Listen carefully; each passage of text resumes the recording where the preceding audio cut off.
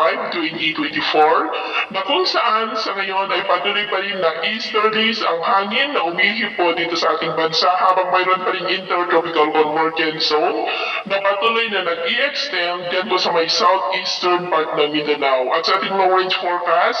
na nanatili pa rin na walang namamataan na bagyo na tatawid dito po sa ating bansa for the next 5 to 7 days, pero hindi pa rin inaalis ang posibilidad na may mabubuong banta ng sama ng panahon sa silangan na po ng ating bansa sa susunod na mga araw. At sa lagay ng ating panahon, ngayong madaling araw ay maayos ang panahon sa malaking bahagi ng ating bansa, pero may tsansa pa rin ng mga isolated rains sa ilang bahagi ng Ilocos, Pangasinan, Camarines Norte, Catanduanes, Eastern Samar, Zamboanga Peninsula at Basilan. At mamaya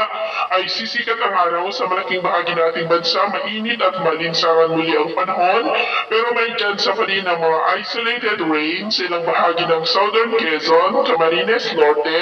Catanduanes at ilang bahagi ng Eastern Samar. At mamayang hapon, maayos pa rin ang panahon sa malaking bahagi ng ating bansa, mainit at malinsangan, pero may tsansa pa rin ng maulap na kalangitan with isolated rains sa ilang bahagi ng Ilocos Region, Camarines Provinces at ilang bahagi lamang ng Mindanao.